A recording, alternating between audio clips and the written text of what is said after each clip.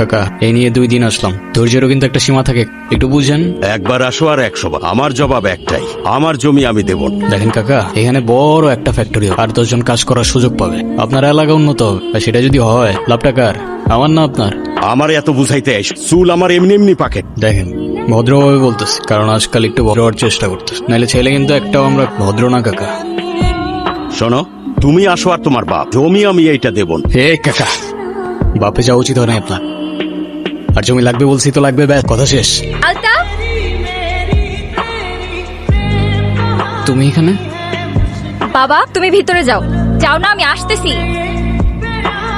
আমি জানতাম না উনি তোমার বাবা, আর এসব আমি করতে চাই নাই। রাজু কাকা আমারে বার জোর করতে, আমার কিছু করার ছিল না ঋতিকা। আমি আশা করবো আজকে আপনি না আমার পিছু করবেন, না কোনো যোগাযোগ রাখবেন, আর না আমার সামনে আসবেন। আমাকে মাফ করবেন, আমি মানুষ চিনতে ভুল করে ফেলছি। আমার আগেই বোঝা উচিত ছিল, আগেই বোঝা উচিত ছিল।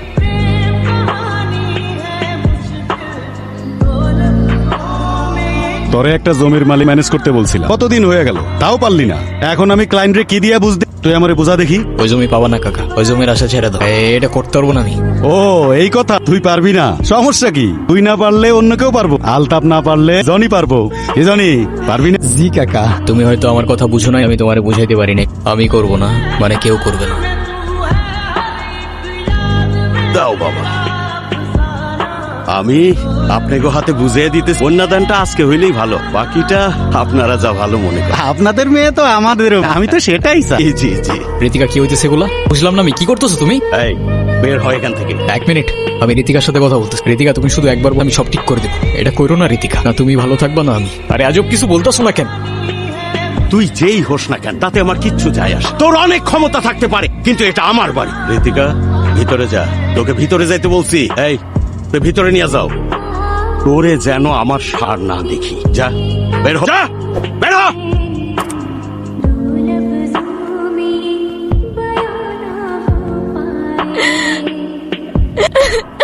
আমার মান সম্মান নিয়ে তোর তো কোনো চিন্তা নেই, অন্তত সমাজটার কথা, পরিবারের লোকজন কি বলবো এটা ভাবছিস তুই? বাবা প্লিজ আমার বিয়ে দিও না বাবা, তুমি যা বলবে আমি তাই। বাবা প্লিজ। যে ছেলে তোর বাবার গায়ে হাত তুলেছে, তার জন্য তোর মায়া হয়? আসলে তুই কি চাস? আমি তোর জীবন থেকে সইরা যা। আমি ওরেও ছাড়তে পারবো না, আমি তোমারও ছাড়তে পারবো। প্লিজ আমার বিয়ে দিও না। তুই এখন আবেগের মধ্যে আছো, ভালো মন্দ এত বোঝার তোর বয়স হয় নাই। এটা হোক, এখন একাই সব সামলে নিতে পারে। বাবা প্লিজ।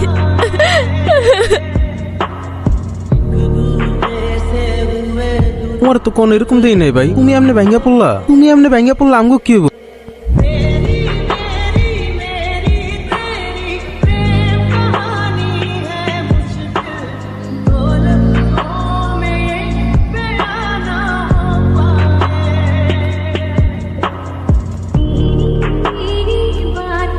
আর সবকিছু মিথ্যা হইতে পারে, কিন্তু মায়া মিথ্যা হয় না, আর এই মায়াগুলো মিথ্যা ছিল না। আমি খুব ভালো করেই জানতাম তুমি আসবে, তুমি বিশ্বাস করবা কিনা জানি না, এসব কোনো কিছুই আমি জেনে বুঝে করি না। আমি এসব কথা বলতে আসি, শেষবার মতো তোমাকে একবার দেখার ইচ্ছা হলো, তাই আমি আসছি।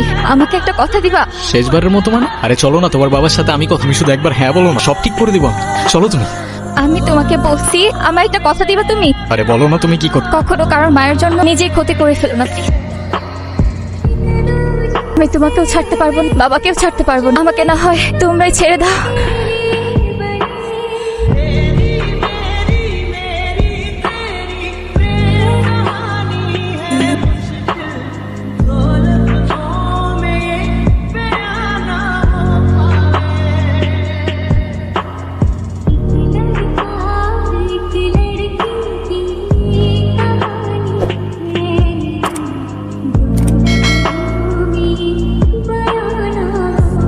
এই ওর এখান থেকে সরায় নে, ওর জন্য আমার মেয়ে মরছে। ওরে সরায় নে,